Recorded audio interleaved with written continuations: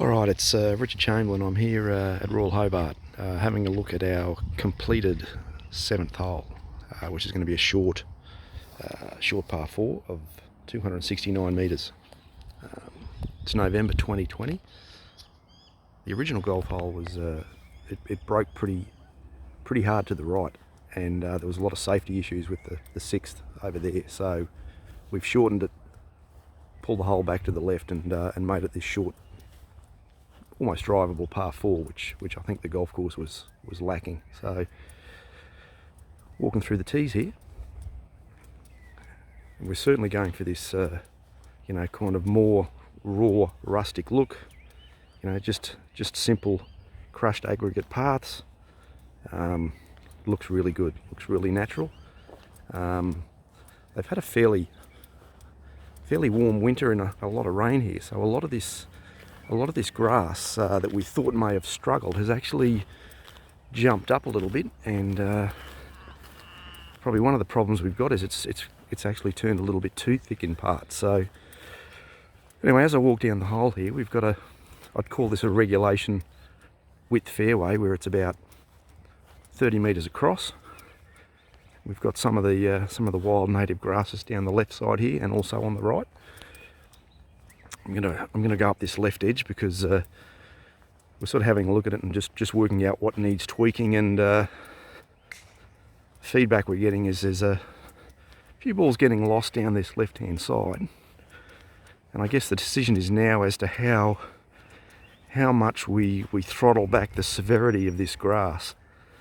We've certainly got the look we wanted, and in the last week or two apparently it's sort of taken this golden colour, which gives us fantastic contrast with the fairway.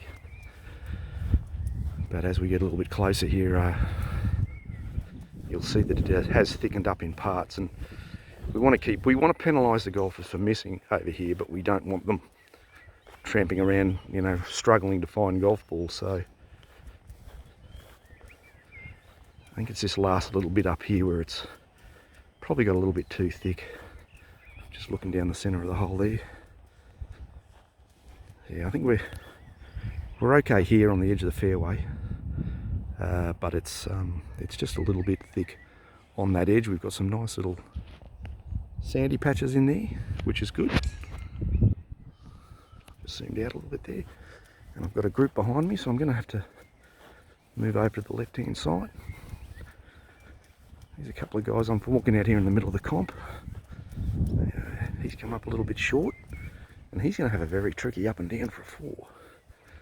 Another fella's missed it on the right hand side, which is the best angle to come in from, but he might have an indifferent lie over there. I'm just going to zoom back to the tee here so I don't get hit. So this little carry point here, it's about 150 metres off the tee, and green's not complicated, but it's very wide across the landing strip. Off the that central bunker is about 235 metres off the rear tee. So if you can knock it over that, you're a chance of running it on the green. The pin's on the far right hand side. You really need to carry the ball over that 150 metre mark and get it into this left hand side to get a much better angle, and vice versa. When the pins get tucked in on the left hand side, you need to be over there. Now, I'm over here on the far left side of the fairway. We've got nearly 60 metres across there, so it's a very, very wide fairway, which is why I've sort of got a little bit heavy with some of the roughs. And again, it's the people who hit at 150 and they're going to be 30 and 40 metres offline, and the debate will go on about how much we throttle back the grasses, but I still think if you're 150 off the tee and you're 40 metres offline, I think you really should be copping some sort of penalty. So I'm going to move a little bit further up the hole. These guys are still chipping and putting. That guy's got a very hard shot over in that back left corner.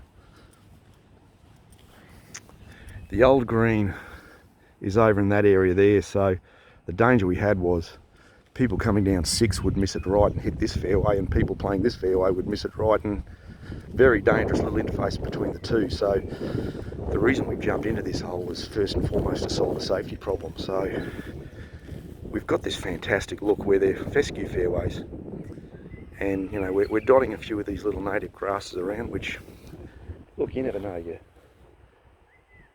There's plenty of good lies out here, and you might be unlucky enough to get behind one of these tufts, but again, I'm talking 50 or 60 metres of fairway there, so you've made a strategic error, but the look that we were going for is really being delivered.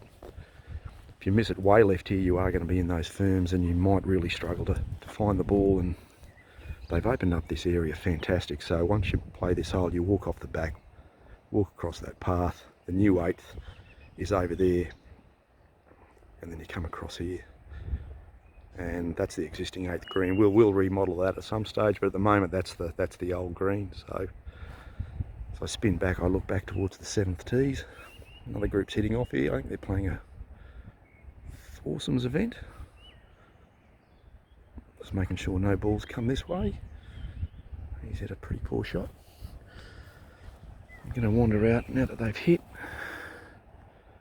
So we've made this left side of the green very steep, so it's a really tricky recovery. I mean, I didn't put that much contour into the green. I didn't think the green really needed to be savagely contoured, but the surrounds are quite difficult. And for a hole only 269 metres, I think I was within my rights to put a little bit more starch in the surrounds. This hole can play predominantly downwind, so it's definitely drivable if you can get it over the back of that trap at 235 metres. In fact, even hitting a downwind, probably the problem is stopping it before you get over the back.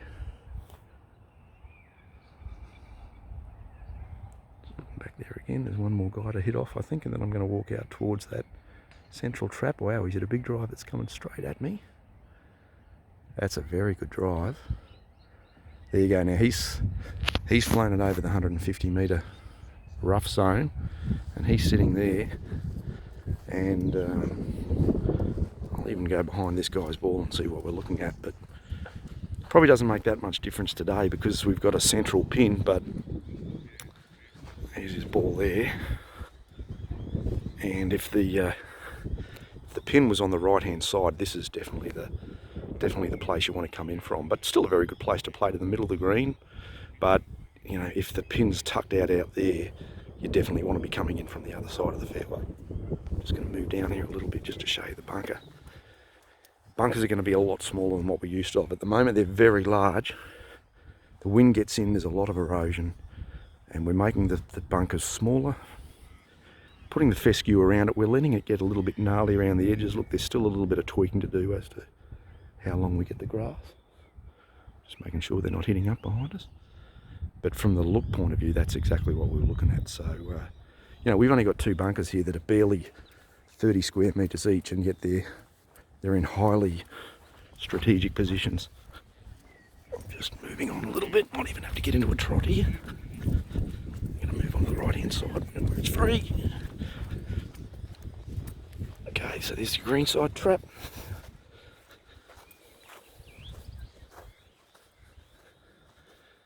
Another really good little bunker, and look, small, easy to get in and out of, which is very important from a walking point of view.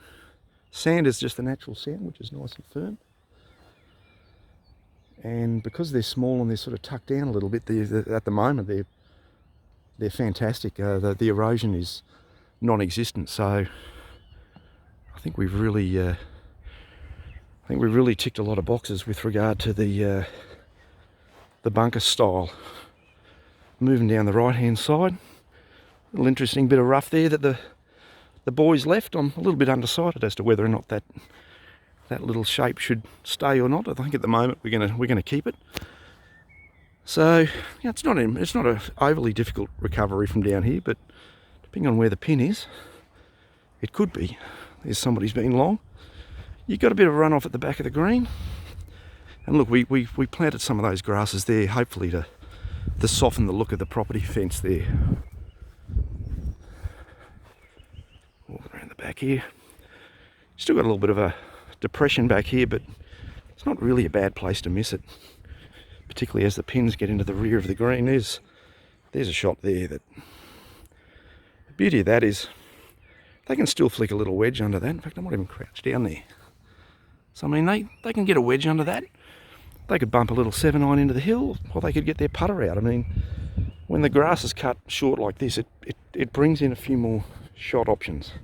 We leave it shaggy, you're pretty much limited to only hitting a wedge. Just got to be careful I don't upset the golfers.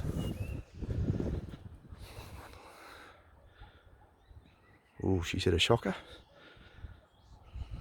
There's a look. There's the back of the green. Got some of that golden colour in the rough that looks really cool. He's deliberating his shot here, so he's had a very good drive there. I'm just going to head over here. That's coming up short. And there's that slope that you're going to have to be precise with your irons. Be interesting to see whether he chips or putts from down there.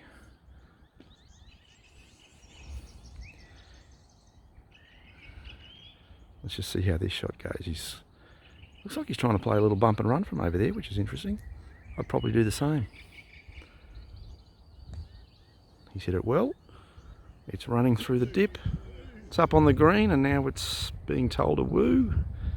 Still on the green, but he's got a long shot.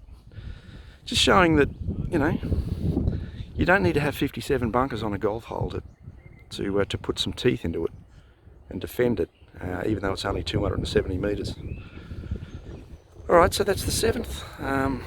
Again, we've got this lovely crushed aggregate path that just looks far more natural than concrete.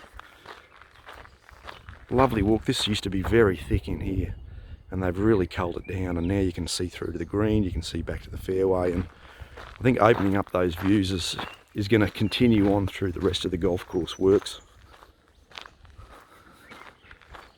Boys are hitting off there on the 8th, so the original 8th hole actually hit on the left of these trees where the green is. So we've moved it over into the corner here.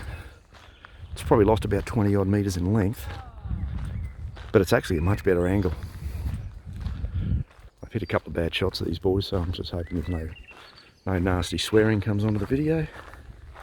So I'm continuing my walk towards the tee. So we really only just did the tee in the first sort of 100 metres of the golf hole here. And we're creating a lot of raw zones in between the tees and the start of the fairway. For a number of reasons. One, I think it looks great, it looks natural. It's also taking out a large turf area that you need to water, fertilise and maintain. So, especially the water, because, you know, it's scarce.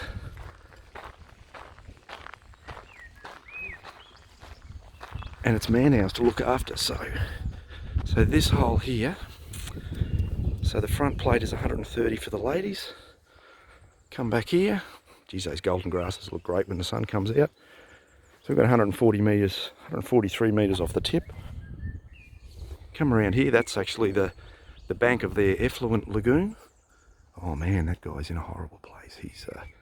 He's in these reeds in the front, and he's done well to even move that. Wow, those colours are coming up great on the video. So once again, it's the existing green. I might even hit the zoom button here. So it's the existing green that will eventually get around to remodelling. But so the guys are walking through that native area. It looks nasty, but you should easily find your golf ball and generally get a club through it. Those that can't carry it the 80 or 90 metres to get all over that, they've still got the option where they can aim a little bit more to the left. The little, you know, the blends and the landscaping, I'm going to flick it back. Look, they've still got some maturing to do, but they're looking really good. Boys have hit some pretty ordinary shots to go in that. I mean, it's a 150 metre hole, and they've only hit it sort of, this guy's only hit it 25 metres, and the guy up on the right there's only hit it about 50. So again, this is the dilemma we have, where, you know, we've got a lot of people who, you know, probably wanting a good lie no matter where they are on the golf course, but if you've hit it 50 metres over there, you deserve to be copping some sort of penalty. So Just going to walk off the front here. Being careful not to land on annoy any tiger snakes. Very wet area here. It's very low, and this sort of sedge grass has sprung up, and the question has been asked as to whether or not we remove it, but even if we remove it, it's going to come back at some stage. And again, it's 25 metres off the tee, and I'm sort of thinking at some point in time we can't justify looking after people a bit at 25 metres off the tee. I've given them a little walking track through the middle here, and I don't know whether you can see this. So when you look at this grass side on, it looks nasty. It looks like you're not going to lose your ball, but as you get on top of it, it actually becomes fairly sparse, and it's not nearly as nasty as it looks from the tee. You know, I think you will generally find your ball okay. Haven't got a ball to throw down to give you a test, but you know, we scratched around here and didn't want to make any formal shapes. We just wanted to scratch around and making it a little bit rough. You know, put a few of these little grasses here and there, and the effect is fantastic. So that's basically the new 7th hole on the other side, and half of the 8th. So we're giving members a taste of what we're going to do with the rest of the golf course, and it seems to have been very favourably received, and we're looking forward now to the next phase of work at the club. Hopefully sometime in 2021 we might do a larger chunk of works, and really happy with how it's shaping up. I want to thank Darby Muller from Golf Shapes. He was the guy that built this, and his team. John Menville, the General Manager, and the Board of Royal Hobart for giving me the opportunity to transform their golf course. It's very exciting times for Royal Hobart. Thanks.